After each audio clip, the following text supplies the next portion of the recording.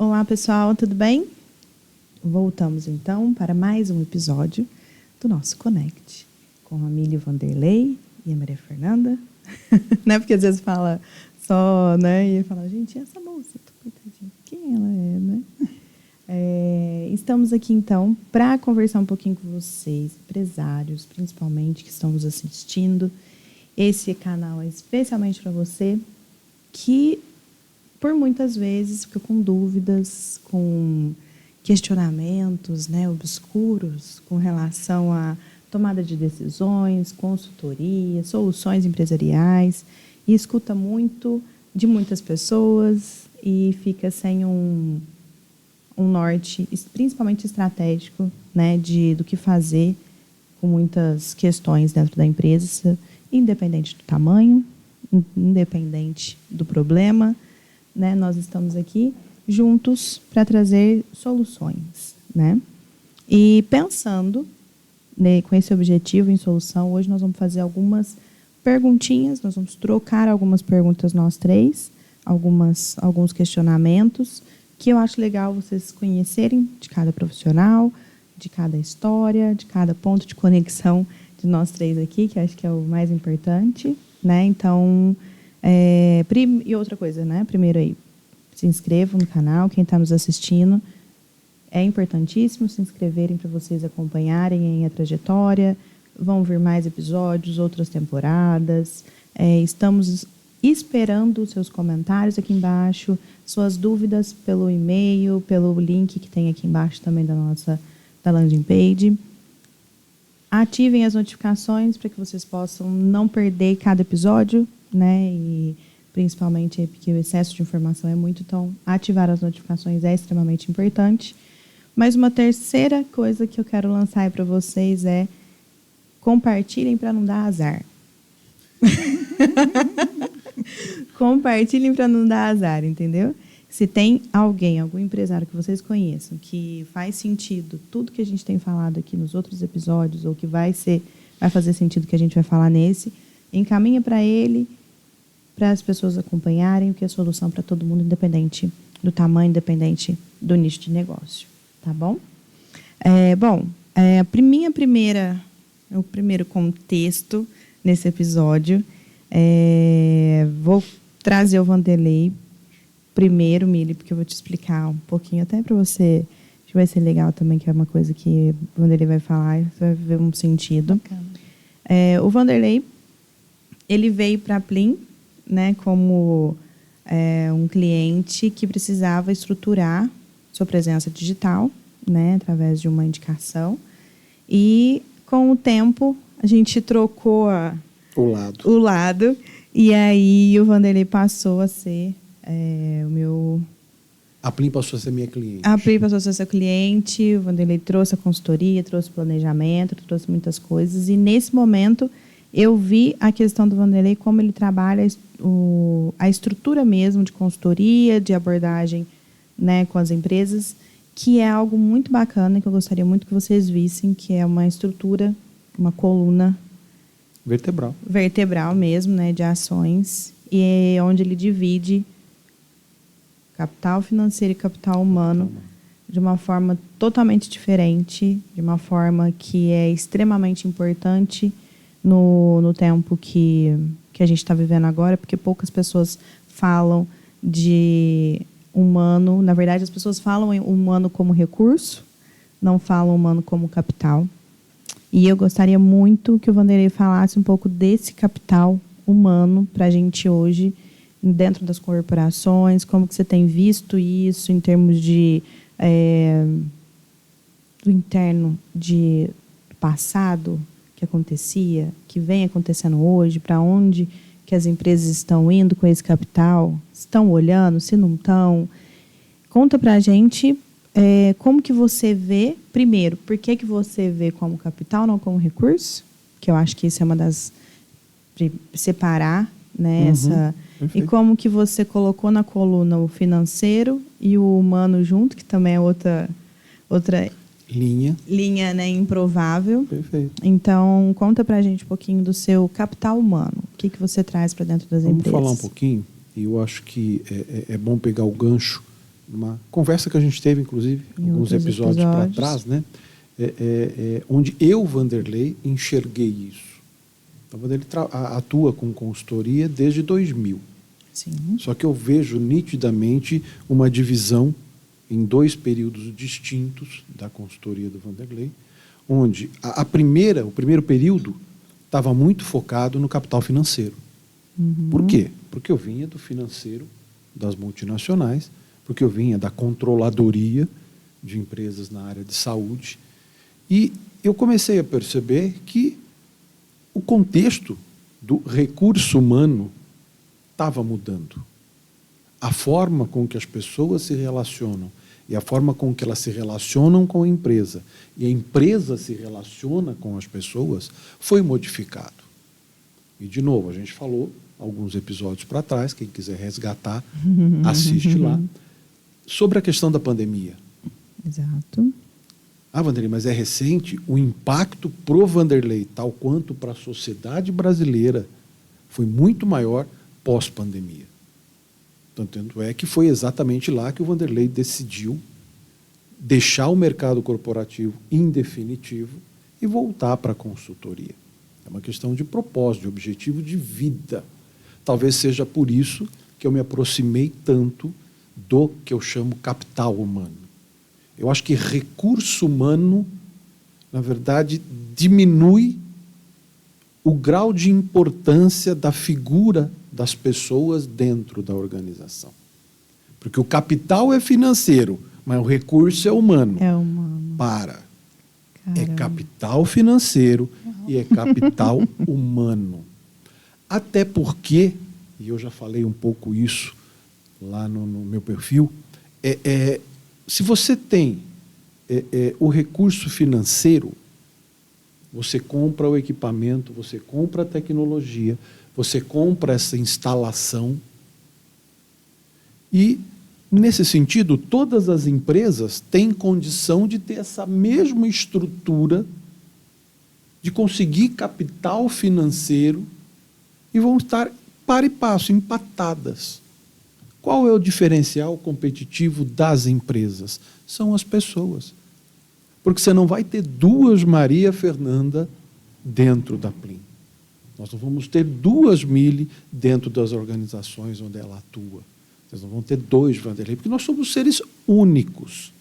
E com todas as nossas qualidades e defeitos, com todas as nossas competências técnicas e comportamentais adquiridas aí ao longo do tempo, nós ainda assim somos o diferencial. E não tem 2 Vanderleis, portanto, a empresa que tiver, vou me encher minha bola agora, né? A empresa que tiver o Vanderlei está na frente da empresa que não tiver, meu amigo. Leia isso da seguinte forma: a empresa que tiver os melhores talentos, as pessoas mais bem preparadas, e diferentemente de um passado aí não muito distante, quando você falava de preparo, você falava de competência técnica. Hoje eu vejo e tenho um olhar para isso, capital humano de novo, Exato. no sentido de desenvolver as pessoas em competências comportamentais, relacionamento. Se você puxar pelo histórico da administração, você vai ver vários nomes da administração que diziam, né? A cultura devora a estratégia no café da manhã. Ponto. O que isso está dizendo para a gente? Eu posso ter a melhor estratégia, eu posso ter um planejamento sensacional, eu posso ter aquele visão, missão e valores pregado na parede com uma redação impecável e maravilhosa. Mas quem é que faz a diferença, de fato? São as pessoas. E pessoas agem e reagem de acordo com os seus modelos, com a sua vivência, com a sua história, né? A criança ferida, como o RH estuda. Então foi aí que eu comecei a perceber a importância de você, para conseguir viabilizar os planejamentos, para conseguir viabilizar as estratégias, as estruturas, começar a colocar nessa equação uma incógnita que é elevado, né, na potência ali a N. Por que a N? Porque ela é totalmente proporcional ao incentivo e ao investimento que você faz na pessoa, é aquilo que ela te retorna. E investimento que a gente está falando aqui é dinheiro, é lógico, tudo hoje em dia, vivemos num capitalismo. Tudo é sinônimo de dinheiro. Mas quando eu falo de investimento em pessoas, não é só dinheiro. Muitas vezes, hoje, a sociedade, no desenho que ela tem, você acredita que as pessoas já venham com algumas questões comportamentais prontas, né? E você vai descobrir que, cara, talvez eu tenha que ajudar a minha equipe a desenvolver algumas dessas competências para que eu possa extrair deles o seu melhor. Porque, às vezes, né, aquela história de... Você faz uma pergunta para uma equipe, né, o que te faz levantar da cama todos os dias? Cara, é triste que o cara fala assim, os boletos para pagar. E aí é uma maioria, né? Cara, vai ser uma vida inteira correndo atrás do rabo, como a gente diz. Ou a gente entra na questão de, às vezes, quer promover um determinado funcionário para uma área que ele não quer. Também não tem o mínimo de relacionamento. Aí é mais um podcast para falar sobre esse tema. Mas eu digo assim, às vezes a gente quer levar ele, mas ele só quer abarcar o boleto. Eu costumo dizer que quando você faz isso de uma forma não estruturada, você perde 2 vezes. Né? Porque, imagina, você pega o teu melhor técnico e promove ele a uma liderança. E esse cara não tem competências suficientes para ser um líder. Você perdeu 2 vezes. Porque você não vai ter um líder e, desculpa, esse cara não volta mais para trás. Então, você criou uma situação que, na verdade, você, em vez de ajudar a você e a empresa, você matou o cara e a empresa. Então, esse olhar, e me foi questionado várias vezes, você sabe, eu tenho uma história com o pé em finanças. Eu venho de finanças lá na indústria automobilística, eu venho de finanças no varejo, eu venho de finanças dentro de estruturas industriais, depois fui para finanças na área de serviços, de saúde, e finanças, e ainda assim eu percebia que, por mais bem que eu fizesse o meu trabalho, aí quando eu assumi algumas posições de liderança de gestão, onde o financeiro era uma delas, eu fiquei me perguntando, o que pega? Porque os meus líderes me perguntavam, como é que eu conduzo a equipe? Está ficando difícil. Empresários hoje perguntam para a gente, está muito difícil de contratar e de manter. Por quê? Porque a relação de trabalho mudou. Eu tenho certeza que a Miri deve ter uma visão muito parecida sobre alguns aspectos nesse sentido. Você está falando importantíssimo, porque essa capacidade humana, menos o técnico, não é que o técnico não é importante, ainda é importante, mas eu estava comentando outro dia com um cliente, um grupo, que a gente precisa mixar a contratação hoje, né? Não é só mais currículo, não é mais apenas o currículo, não é mais quantas línguas você fala, aonde você estudou, quem você conhece, não. Agora você precisa analisar pelas competências de relacionamento, se esse profissional que você está contratando, seja para um cargo de liderança ou seja para um cargo de analista, né, porque já fica ali um pouco mais próximo, né, de subir para um cargo de coordenador ou de supervisor ou de gerente, se ele tem um perfil de relacionamento interessante, se ele é uma pessoa articulada, se ele tem o hábito de repente, escrever um artigo, ou qual é a outra atividade, fora questões de trabalho que ele faz, até tem pessoas, né, hoje que algumas empresas têm buscado, pessoas de área de várias religiões, porque são pessoas que acabam se comunicando muito com pessoas, né, desenvolvem atividades completamente diferentes daquela atividade laboral, e eu falo aqui de várias religiões, tá, pessoal? Então, assim, pessoas que se colocam em ambientes fora do ambiente de trabalho como líder, conduzindo pessoas ou agregando pessoas, tocando causas, né, seja voluntariado. Exatamente, o voluntariado, porque mostra um lado humano muito grande. E, principalmente, nesse momento em que o ChatGPT e outras inteligências generativas, né, elas crescem cada vez mais, a necessidade de você contratar e das empresas contratarem pessoas com habilidades humanas, relacionamento, porque o Techniquez você compra daqui a pouco, você vai contratar um robô, vai implantar lá na máquina e ele vai absorver uma série de tarefas técnicas. Ele vai fazer, ali você aperta no botão, ele vai te dar a resposta, ele vai fazer o que um humano não Agora, o que um ChatGPT, e entre outros, não vai conseguir fazer? Agregar pessoas, motivar times, formar pessoas, ter esse olhar para o outro, jogar luz no outro. Então, empresas fortes hoje, elas se constroem realmente capital humano e com pessoas que estejam aptas para se desenvolver dentro dessas organizações e fazer essas empresas crescerem. Então, menos tecniquez e mais humanização, mas humanização de uma forma competente, inteligente, que eleve os negócios e a própria pessoa em si. Que não adianta só a empresa também, né, ser egoísta, focar no negócio e não dar oportunidade para aquele colaborador ou gerente, enfim, em várias áreas, ele se desenvolver, porque ele vai embora. Então, assim, é complicado. Ele vai procurar um lugar em que ele possa desenvolver essas competências de relacionamento. Então, primorosa a sua visão de que, independente da questão financeira, o humano, o capital humano, ele vem antes. Empresas são feitas de pessoas. Né? Vamos ficar um pouquinho mais difícil. Então. Um pouquinho mais difícil. Como se fosse fácil lidar com pessoas. Tudo certo. Vamos pensar, então, num cenário de um time que ganha um salário mínimo. E vamos pegar uma classe que trabalha no comércio. E que hoje eu acredito que seja assim na minha área, enquanto a agência é difícil contratar, mas vamos pensar na galera que às vezes ali troca de loja muito fácil, de comércio muito fácil. Como que a gente lidaria com esse capital humano para quem está nos assistindo? Vou pensar que o empresário ele está mais ou menos com esse perfil do salário mínimo. Por que eu falo do salário? Porque eu estou trazendo a régua aqui só para... Né, depois ali a Mili pode me ajudar até a trazer um pouquinho para outras áreas ali para cima. Mas vamos pensar como que a gente lida com esse capital que às vezes não, que fere o financeiro por conta das saídas e entradas, que muitas vezes isso não é calculado, né? Que não sei se a maioria deve fazer o cálculo de saindo me custa tanto, eu investindo em treinamento me custa tanto.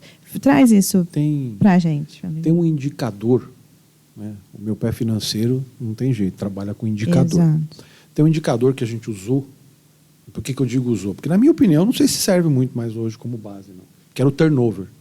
Sim. Né? Aquela rotatividade que existia. Cara, hoje em dia, desculpa, mas eu não sei se serve, não. Porque a rotatividade já passou a fazer parte, né, do negócio. Por N razões, a gente ficaria aqui enumerando várias, as pessoas têm uma consciência e uma forma de enxergar a sua relação com a empresa diferente do que foi no passado. Quantas pessoas você vai andar a olhar aí no mercado hoje? Quantos registros você tem na sua carteira de trabalho? Né? Entrou lá, office boy, entendeu? Ficou lá 25, 30 anos ou mais. Porque a perspectiva, o nível de informação, o modelo, né, da sociedade era outro. Hoje em dia tem muito mais informação. O mercado diversificou e aumentou muito. As pessoas têm escolha. Hoje você é cidadão e você é funcionário do mundo. Você pode estar aqui no Brasil trabalhando remotamente para um outro país qualquer. Então, isso esticou essa relação da pessoa com a empresa. O empresário precisa enxergar isso. Eu não sou um especialista em recurso humano, mas eu sou um especialista no capital humano. Eu me dediquei a estudar um pouco a influência e os riscos que as pessoas trazem para o negócio. E os riscos dos negócios sem as pessoas. Porque é fácil, né? De certa forma, você automatizar, informatizar alguns setores da empresa, resolveria o problema. Isso aí já é uma discussão antiga, né? Que a gente tinha desde o início, lá quando eu comecei a lecionar nas universidades, a gente já discutia isso, que o robozinho era melhor. O robozinho não tinha dor de cabeça, não precisava parar para tomar café, precisava parar para ir no banheiro, aquela questão do nível de atenção do operador de máquina exposto a risco, a acidente e coisa parecida. Então, nós iniciamos esse processo de maciça automação naquelas funções que eram de risco. Hoje em dia, você está automatizando o setor que você não encontra gente que consiga fazer adequadamente o seu trabalho. Por quê? Porque você não está encontrando gente que se relacione bem, que tenha algum tipo de compromisso de comprometimento. Então, algumas palavras que a gente usou até algum tempo atrás, né? Fidelidade. Desculpa, não tem mais ninguém fiel a nada. Nem o teu cliente nunca foi, nunca vai ser fiel. O teu funcionário não é mais aquela figura, entendeu? Que estava ali se sujeitando a tudo e a todos. E tem muitas discussões a respeito de chefe, líder, eu não vou nem entrar nesse meio de campo. Mas sim, a minha consideração é a importância que há da gente considerar. Então, usando o seu exemplo lá do comércio. Quanto mais você traz a discussão para os níveis operacionais, então lá você tem o nível o estratégico, o nível de inteligência e o nível operacional. Conforme você traz para o nível operacional, diferentemente do que acontecia antigamente, que tinha muita oferta e você conseguia selecionar, hoje em dia continua tendo muita oferta, mas muita dificuldade de selecionar. Por quê? Porque, desculpem, a triste realidade, a gente vê uma total falta de interesse de ambas as partes. Quem está contratando escolhe mal o desenho do perfil de quem vai contratar e depois reclama que a coisa não funciona, que a coisa não dá certo. Entendi. Então, muitas vezes, quando não funcionou, a contratação estava errada. Eu tenho exemplos muito próximos de mim que eu escutei assim, eu quero uma pessoa proativa. E eu, conhecendo o perfil do empresário, eu falei, vai dar besteira. Porque imagina um empresário que é muito centralizador.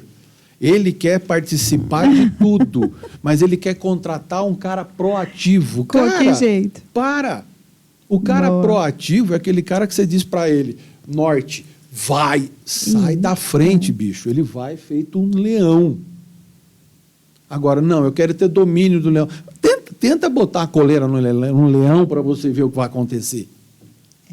Então não era proativo nada. Por isso que as empresas também perdem talentos, né? Porque às vezes quer trazer um talento porque está na moda, né? Está na moda. Uma pessoa proativa, contratar uma pessoa proativa, contratar uma pessoa com capacidade de relacionamento, contratar uma pessoa comunicativa.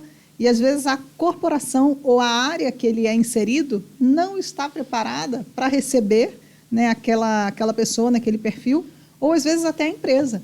E de repente, no caso, por exemplo, da loja, como você está comentando, né, um comércio, ou profissionais que ganham até um salário mínimo, considerando, independente da idade, seja jovem, de meia idade, ou um profissional sênior, ele está procurando naquele lugar indícios para escalar, para crescer. Não necessariamente ele quer ficar ali, de repente, estagnado.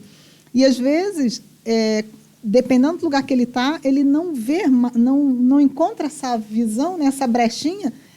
É um dos fatores também que faz com que esse funcionário queira sair, né? A falta de perspectiva dentro das empresas. Né? Então, o mais importante, como nós falamos nos episódios anteriores, por isso que é importante ter um planejamento para o negócio, um planejamento para o seu time, um planejamento de expansão ou não, ou de abrir uma unidade em um outro local. E isso vai retroalimentando, né, essa equipe para que ela possa, enquanto naquele cargo, né, de um salário, ela possa se imaginar num outro momento. Essa empresa vai crescer, essa empresa tem projeção. Não aquela coisa, né, ali estagnada. E as pessoas vão escalando, acabam isso. E aí, isso dá para levar para os maiores. Isso do capital. Você pensa o seguinte, as pessoas compram tudo aquilo que elas assistem. Né? Vamos pensar assim. E alguém disse que todo mundo tem que evoluir, crescer, melhorar, se desenvolver, do mesmo jeito que as empresas. O cara começa pequeno, ele quer ficar grande. Essa mania que a gente tem parece a coisa meio louca. Todo mundo começa pequeno e quer ficar grande. Agora, pensa um pouquinho. Eu usava um exemplo na faculdade que eu acho que é bem interessante. Né? Imagina, para um pianista fazer um concerto de música, eu preciso que alguém leve esse piano até o palco. Conforme eu transportei esse piano até o palco, ele vai desafinar. Eu vou precisar de alguém que afine o piano. Então, aqui eu criei 3 figuras profissionais. O pianista, o afinador de piano e o carregador de piano. Provavelmente ninguém vai carregar um piano sozinho. Então, eu vou precisar de vários carregadores para carregar o piano. Eu vou precisar de 1 ou 2 afinadores. Vou precisar de um pianista. Exato. As luzes estão em quem? No pianista. Ninguém parou para pensar que para que concerto acontecesse, eu precisei do afinador de piano, e é extremamente importante eu ter o carregador do piano. Hoje você tem segmentos empresariais aí que estão com uma dificuldade tremenda. A construção civil não encontra mão de obra. Porque ninguém quer mais atuar naquele modelo construtivo que tem no Brasil, de sol a sol. Porque os caras descobriram que eu posso fazer muito menos esforço e ganhar dinheiro em outras. Mas por quê? Porque eles estão com o conceito do ganhar dinheiro na construção civil, naquele modelo errado da construção civil lá de trás, onde havia desperdício, onde havia gastos. Então, compatibilizar, todo mundo fala, né? Construir uma casa é caro. A gente já olhou quanto desperdício tem dentro? E quanta mão de obra, Sim. Né? Falando de pessoas, Exato. quanta mão de obra alguns segmentos ainda têm e dependem dela. Dá para automatizar alguns processos? Perfeito, mas não dá para automatizar todos. Agora, se a gente também for só nesse pensamento, né, e ao invés de remunerar bem o carregador de piano, daqui a pouco não tem mais carregador de piano. Daqui a pouco não tem mais o operário da construção civil. E não dá para substituir tudo com máquina. A gente tem uma discussão hoje que fala muito de home office, como se todas as funções fossem capazes de ser assumidas via home office. Aí o cara levanta a bandeira que é melhor ficar em casa, porque eu tenho que pegar ônibus, porque eu tenho que fazer aquilo. E o que você faz? Eu trabalho na área da saúde, eu sou enfermeiro. Vanderlei, e aí sabe o que me ocorre? O pianista, às vezes, não está enxergando para trás, né? O que veio antes. Que veio antes. E o empresário, às vezes, ele quer o quê? Exato. Ele quer o holofote do pianista. Vamos colocar dois lados. Tem o lado da plateia, que está vendo o pianista, mas não está vendo por trás. Mas tem o próprio pianista, que muitas vezes ele só chega e aí faz o show dele, levanta e sai. E ele também não se envolveu com a chegada do piano, com a afinação e com uma série de coisas. E ele talvez não esteja percebendo que daqui a uns dias o piano dele, ou que... Aí você percebe? A gente falou de capital humano, mas olha o desdobramento que a gente fez em alguns minutos. Exato. Olha o quanto dá para você refletir em cima dessas situações que passam totalmente despercebidas. A gente falou outro dia, muito mais importante do que o destino é a viagem. Entenda como é que funciona a coisa. A gente está numa relação que parece que é briga. Né? Eu vou usar o termo lá de trás, que chamavam-se assim, né, nas empresas, era o patrão e o empregado. Uhum. A gente mudou o nome, né, para empregador e colaborador. Mas tá bom, mudou o nome, mas a relação continua a mesma. O meu líder. O meu líder é fulano de tal, o meu líder é ciclano e tal. Eu falo, gente, mas como que é essa então, troca relação nome, dele? Né? Já pensou, troca o nome, mas a relação doentia, maluca, continua a mesma. Porque o olhar está errado. Então, o funcionário reclama que é mal remunerado, que o ambiente não é legal, e aí entra na vibe também daquela coisa cinematográfica, né, que os caras querem dizer que é uma empresa. A empresa é um lugar que você tem que ser feliz, tem que ser bacana, tem que ser legal, começa aquela demagogia. Cara, para. Empresa e colaborador, ou chama de Odete, a relação é a seguinte: eu tenho ou a mão de obra ou a expertise que eu estou vendendo para a empresa. A empresa precisa da mão de obra e da expertise e está comprando. Isso aqui é uma relação de compra e venda. Para de romantizar. É importante ter essa consciência também, né? Embora possa ser agregados outros conceitos, outras maneiras, né, de trazer esse relacionamento e perfeito dentro da empresa, mas eu acho que isso que você falou é muito importante, porque está ficando esquecido que a empresa é um negócio e a contratação faz parte do negócio. Né? E quem está nos vendo, por favor, esse perfil, essa fala meio agressiva do Vanderlei, não estou falando para voltar na relação trabalhista da Idade da Pedra. Não é disso que eu estou falando, entendam bem. Eu estou falando que a base disso não mudou. Mas existem formas de fazer isso de uma forma respeitosa, sim, de uma forma que considere realmente aquela pessoa como capital humano. Mas ainda assim não deixa de ser negócio. Né? Ponto. E para de romantizar, pelo amor de Deus. Vamos olhar, porque existe aquela história, né? Isso se aplica dentro da empresa. O empresário falou, está difícil de manter, está difícil de contratar, está difícil... E aí o pessoal às vezes tem muita dificuldade para entender quando a gente fala essa questão da competência técnica e da competência comportamental. Vamos pegar um exemplo da vivência do dia a dia, eu vou ser rapidinho, porque eu me estendo muito na conversa. Mas eu estava pensando nisso outro dia. Eu saí pela cidade no feriado. Normalmente, feriado, o trânsito é menor, está mais tranquilo para você se movimentar. E a gente, durante a semana, reclama do trânsito, né? Parece que a coisa não flui e coisa do tipo. Mas eu fui andar no feriado. E eu falei, cara, ficou mais fácil, talvez, de eu entender, porque eu em vez do meu destino, eu olhei a viagem. Uhum. Era feriado, estava tranquilo, estou olhando a viagem. E aí eu passo no primeira lombada. E daqui a pouco eu passo na lombofaixa. Uhum. Daqui a pouco tem o pare. E daqui a pouco tem o semáforo. E daqui a pouco tem a rotatória. Daqui a pouco tem a placa de limite de velocidade.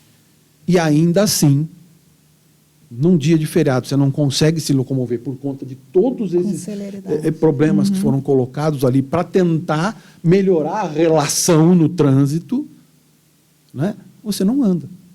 E aí, durante a semana, com tudo isso, a gente vê todos os dias nos noticiários os acidentes feios que andam acontecendo em todas as cidades aí do nosso país.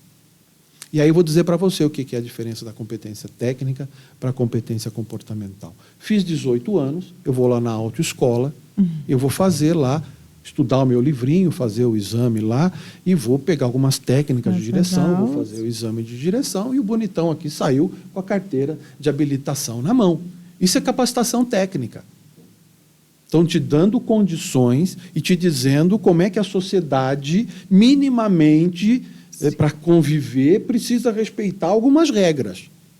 Capacitação técnica. Por que acontece o acidente? Porque faltou competência comportamental. Porque quando o cara não para no pare, reduz. Lá não está escrito reduza, está escrito pare. Quando o cara não respeita o sinal vermelho. Quando o cara não respeita o limite de velocidade, fala assim, nossa, aquele radar fixo me multou 3 vezes. O radar fixo me multou 3 vezes essa semana. A culpa é dele. O culpado é o radar. E não que ele sabe que ali o limite de velocidade é 60 por hora, e então não pode andar acima do que aquilo. O acidente acontece, tem gente que fala, não, porque a formação técnica lá da autoescola é ruim. Não. Até porque a formação técnica que é dada é aquele parâmetro. Por que precisa respeitar a velocidade? Por que vermelho é para parar? Por que o pare é para parar? Não é porque ninguém está achando chato com você, é o mínimo para você conviver em sociedade. E aí o cara não respeita o pare, não para no sinal vermelho, ultrapassa, ele infringe todas as regras que ele ficou estudando no raio do livrinho. Transporta isso para a empresa. É isso que a gente está vivendo. Porque não adianta ter regra na empresa, porque sempre vai ter alguém que vai desrespeitar. Não adianta eu entender de milhões de coisas mirabolantes, porque a gente está errando no básico. Boa. Tá? Então, é só para a gente tentar entender esse contexto, porque quando o empresário me fala, mas não estou conseguindo, você não está conseguindo nem otimizar a coisa na rua, as pessoas estão com dificuldade de entender e de respeitar o mínimo que a gente pede para uma convivência, né, harmoniosa. Dentro da empresa é a mesma coisa. Então, só para complementar aí e deixar margem para discutir muito mais. Show de bola, adorei. Essa estrutura que o Vanderlei, quando a gente começou a trabalhar junto, eu falei, cara, como que é uma visão clara, era para ser naquela coisa que você fala, todo mundo podia pensar assim, não, mas ninguém pensa. É tão óbvio. Tão óbvio. Mas ela não... E eu achei, falei, nossa, isso aqui é uma das coisas que as pessoas... A gente precisa falar disso, porque eu tiro totalmente a estrutura de te falar que é recurso. Eu sei que o que a gente fala no mundo hoje é de recursos humanos, eu não estou tirando a base do RH, não é isso. Okay. Né? Mas precisa... É uma direção atual, é uma tendência, é o futuro, é relacionamento, é falar de pessoas de uma forma que precisa ser falada hoje em dia. Tem tanta coisa assim, eu vejo pouquíssimos exemplos de empresas, eu vou te falar assim, tirando o jeito que eu lido, né, com pessoal na Plim e tal, que para mim é extremamente importante. Eu vou te falar que eu acho que eu só vi uma história muito bacana, que foi da reserva, que o Rony contou como ele vai dar prêmio para os vendedores e que normalmente não é um prêmio em dinheiro. Normalmente não é um prêmio em dinheiro. Ele bonifica de acordo com os sonhos das pessoas. Legal. Então, na hora de bonificar, ele não vai dar dinheiro, ele dá... Um dos caras o sonho dele era andar numa Ferrari. Você sabe dessa história? Já viram ele contando? Pra mim, que ele fechou de bola. E aí o cara bateu meta e ele foi andar de Ferrari. Aí você fala, nossa, mas quanto é a hora de uma Ferrari? O cara vendeu muito, ele poderia ter ganho 3, 4, 5 vezes a mais em dinheiro. Mas eu não estou falando de valor financeiro, eu estou falando de um sonho do cara entrar. E aí, outra coisa que a reserva faz, que me chamou muita atenção, que não é só bonificar em cima do que ele bonifica, em cima dos sonhos, mas como que ele faz a medição da bonificação? Não é também em cima de valor financeiro, é em cima de experiência que ele levou para o cliente. Aqui, então, são 2 lados que eu estou falando, da linha inteira. Como? Que jeito? E aí a história que o Rony trouxe na palestra, essa palestra está no YouTube, acho que é bem divulgado, o Rony fala muito sobre isso. A história é que acho que uma das primeiras lojas da reserva era em cima do aeroporto do Galeão, né, na parte de cima. No Leblon era uma coisinha assim. E aí chegou um gringo e as meninas perguntaram para o gringo o que foi que ele tinha gostado no Rio de Janeiro. E aí ele falou assim, de tudo que eu gostei foi do chopp. Aí as meninas, como assim do chopp? E a caipirinha? Aí ele, não, gostei da caipirinha também. E da feijoada? Não, gostei também, mas o chopp? Aí elas perguntaram para ele por quê e tal. Aí ele falou, não, porque aqui vocês tomam gelado, o chopp do Brasil é mais leve. E ele contextualizou e tal. Ele entrou para dentro do provador e as meninas pediram um chopp embaixo da loja, parece uma coisa assim. Então, na hora que ele abriu o provador, tinha um garçom com chopp para ele. Nossa, quanto custou o chopp? Não vamos nem falar. Imagina para um cliente, está experimentando, ele sai da loja, ele está ali naquele momento, está calor e tal, a hora que ele abre um chopp que ele tinha falado, experimentar, mas de tamanho da experiência. É importante a gente deixar, finalizando só a minha fala, porque parece que do jeito que a gente coloca, só existe o lado negro. Não. Existem muitas iniciativas muito legais. Muito pequeno, que é igual essa das meninas, né? Questão, experiência que você levou para ele. Como é capital humano, é pessoa. Cara, não dá para pegar um modelo A e aplicar no B. Você tem que criar alguma coisa, porque isso está relacionado à cultura da empresa. Eu ia falar isso. Faz sentido a gente falar de cultura de empresa para pequenas empresas? Lógico, tudo. Independentemente do número. Depois tem uma mania, né? Síndrome de vira-lata. Achar que a pequena empresa não está feita. Eu escutei isso. Não está feita a determinadas coisas. Agora? Eu não estou falando isso, não. Tem iniciativas muito legais em pequenas, médias e grandes empresas. Esse lado não é tão negro e obscuro quanto a gente está falando aqui. Porque quando a gente toca em algumas feridas, é para incomodar. Sim. O intuito é incomodar.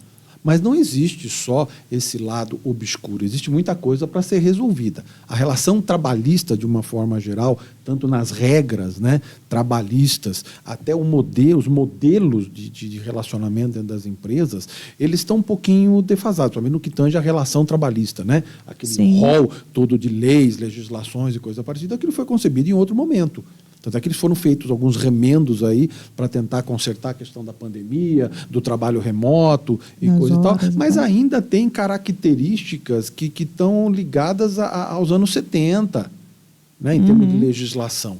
Então, quando eu faço críticas aqui nesse sentido, eu estou falando que a gente precisa discutir mais essa questão do relacionamento. De pessoas. A gente precisa discutir mais o capital humano.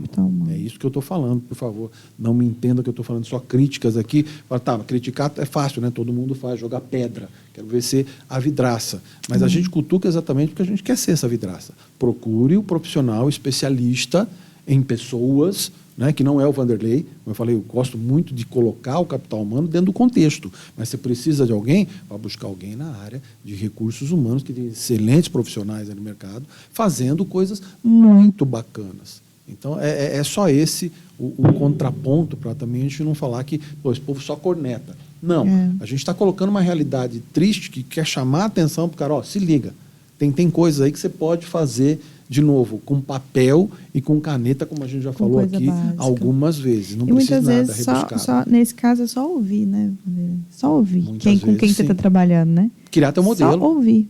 Criar teu modelo. Perguntar se tá. E muitas vezes a gente passa já passei por algumas empresas que às vezes não era a pessoa que estava, não era o meu master leader que estava me ouvindo, mas o meu líder direto estava me ouvindo e estava repassando, e estávamos todos conectados ali com um entendimento profundo com o que estava acontecendo com cada vida ali dentro. Não era só um número, era uma vida. Essa foi até uma última empresa que eu trabalhei, ficou muito forte para mim, porque eu estava falando de pessoas.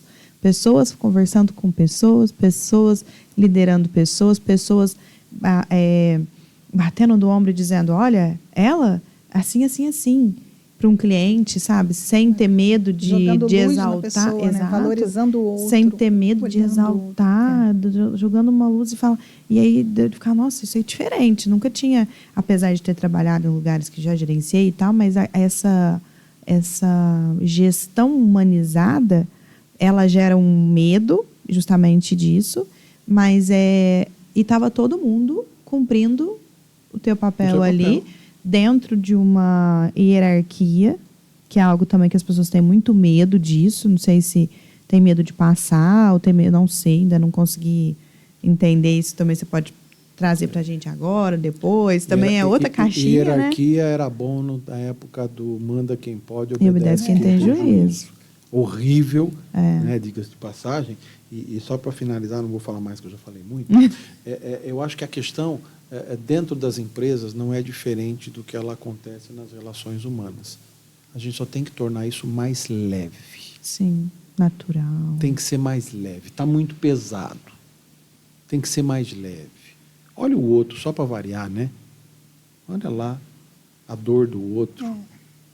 Aprende com o outro, valoriza o outro, outro, se espelha no outro. O que ele acha daquilo, né? Pede opinião, faz junto. Você trabalha junto, 8 horas, 9 horas, 10 horas, 12 horas. Mas não, é muito a cultura da competição, né, e pouco da cooperação, né, da colaboração ali interna. Que seja leve, sabe? Se vocês partir desse princípio, o resto se conserta. Dá certo, legal. Quer fazer alguma pergunta, Ministra? Aula aqui. Bom, então agora saímos do capital humano do Vanderlei, do capital. Depois a gente traz o financeiro. Eu posso te cutucar? Pode. Vou inverter a mesa. A gente está falando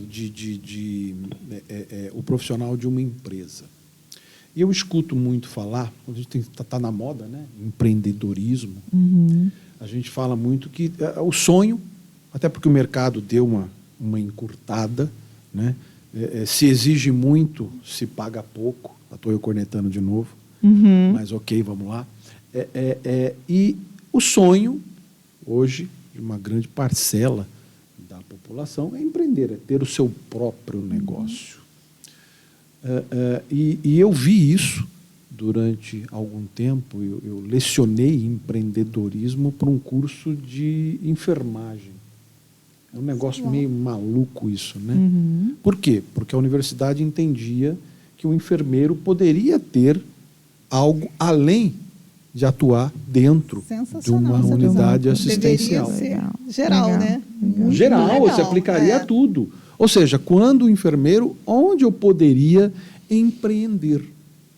E a gente falava um pouco disso, né? A sociedade hoje brasileira não é mais um país de jovens. A sociedade envelheceu. Isso abre espaços no mercado para o empreendedorismo desse enfermeiro. Mas não é sobre enfermagem que eu vou falar. Tá. Mas pensando no empreendedorismo, quero pegar o teu exemplo, até porque você tem um pouco disso na tua história. Tá. Né?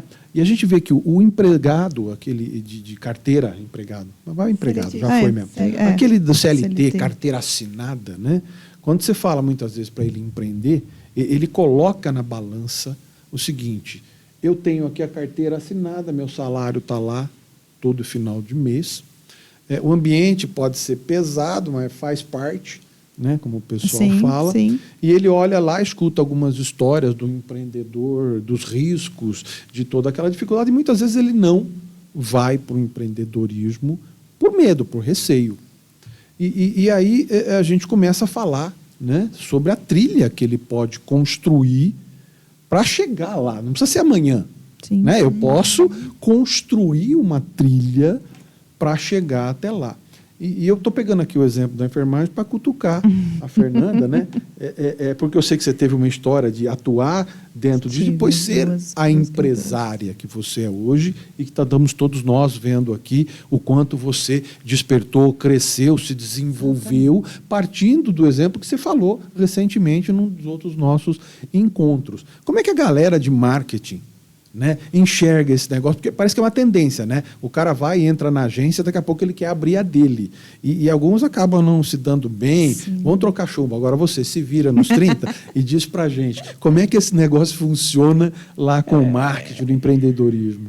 Nossa, entendi. Então, o negócio agora ficou negócio bom, chumbo, né? Grosso. Bom.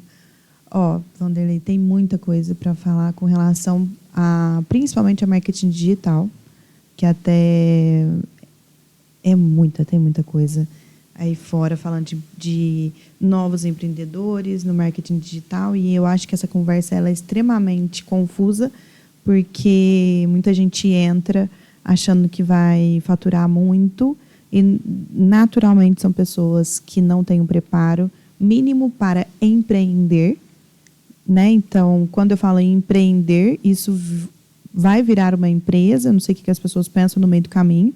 Que é só vender alguma coisa, colocar na internet e está tudo certo. Fazer post ou fazer qualquer outra coisa. E aí eles esquecem o movimento natural da empresa. Só que existem 2 pontos aí. Primeiro, o lastro, que a Mili fala, que é o que o cara viveu antes, que ele conseguiu pegar para ele virar um empreendedor e aquilo dá certo. O que de informação virou conhecimento. Que de informação virou conhecimento. Que é o que a gente bate muito. Exatamente. E muitas vezes do que eu vejo das pessoas que entraram para o marketing digital, elas não têm. Então, a gente tem lá fora, aqui perto, do nosso lado, a gente vê todo dia passando no nosso feed, pessoas que não têm o mínimo, background zero, que estão tentando vender algo no digital. Assistiu 3 vídeos, virou especialista. Virou especialista. Tá? Então, essa pessoa, normalmente, ela não tem uma estrutura, ela não tem o lastro, ela viu 3 vezes e virou. Isso é um problema que, assim, dá para a gente falar aqui muitas vezes, mas muitos dias, muitos canais. Agora, vamos pensar na pergunta que você me falou do cara que vem, entende, muitas vezes ele já vem com o intuito de, vou aprender um pouquinho aqui e vou sair. É outro problema, porque ele acha que ele pega o negócio rápido. E aí, vou te falar que 50% dá certo, porque é um mercado em ascensão. Perfeito, tem espaço. Tem espaço. Espaço para novos players, né? Todo momento. Aqui em Franca, em 5 anos, vou te falar que nasceram do nada 20 agências. Perfeito. E nem todas as 20 agências têm experiência com marketing, têm experiência com marketing digital, porque as pessoas esquecem que não é porque é digital, ele não segue as premissas do marketing analógico, porque ele segue. Tá. Ele tem que seguir, entendeu? É o que ele aprendeu. Né? Ele aprendeu que é funil de vendas, que é infoproduto e que é social media, mas a hora que você parte, então eu sou social media, eu sou eu presa, e agora eu preciso dar o passo 2. E aí, a hora que passa para o passo 2, eu viro uma empresa, porque eu contratei um funcionário, eu virei uma empresa, certo? Perfeito. E aí, que formação que eu tenho para ser uma empresa? 0. E aí ele volta atrás. Porque ele não tem formação. Porque ele não entende dos domínios básicos para poder caminhar. Ele só viu uma tendência de mercado. Né? Ele só viu uma tendência, ele só viu um número que está todo mundo falando na internet que fatura muito. E ele saiu correndo, porque ele viu um curso do Érico Rocha. É que nem aquela história que nós conversamos outro dia. Vou nem falar. Eu cozinho. Daqui a pouco cortar eu aí. Eu cozinho bem, eu vou montar um restaurante. Exatamente. Vanderlei, por isso que eu te falei que é muito pequenininho, porque isso acontece tanto. Está acontecendo tanto. A minha história eu tenho praticamente 2 carteiras profissionais. Eu comecei a trabalhar com 13 anos. Eu gosto muito de trabalhar. Eu gosto muito. Segunda-feira, para mim, é o melhor dia, porque eu gosto de ir. Nossa, Maria Fernanda, mas que loucura. Não, eu gosto desse movimento, gosto de aprender. E isso fez com que eu ficasse... parecia quando ficava pequenininho para mim, eu pulava para outra... e eu já trabalhei em grandes empresas. Perfeito. A Plin, ela veio... Eu saí dessa empresa, dessa última empresa que eu falei, que a gestão era extremamente humanizada, uma empresa sólida em Franca, uma empresa que tinha o espaço para eu crescer, era um bom salário, mas eu tive dentro... Né? Porque eu acho que o empreendedor ele tem muito esse dentro. Acontece alguma coisa no meio do caminho aqui que você fala, não, eu tenho que fazer alguma coisa diferente. E no caminho que eu fiz para fazer alguma coisa diferente, trabalhar lá atrás com consultoria de calçado, implantar ali do zero e tal, a Plin chegou como um presente. Né? Até então, quando eu me formei, era para ser marketing de grandes empresas. Era essa a minha intenção, meu objetivo. E aí, a Plin acontece em 2017, 18, 19, eu entendi que o mercado tinha mudado do analógico para o digital, mas no sentido do que eu estava aplicando no analógico, eu precisava trazer novas estratégias, porque o digital ele é uma das estratégias do marketing, ele não é toda a história, né? E as pessoas estão esquecendo disso também.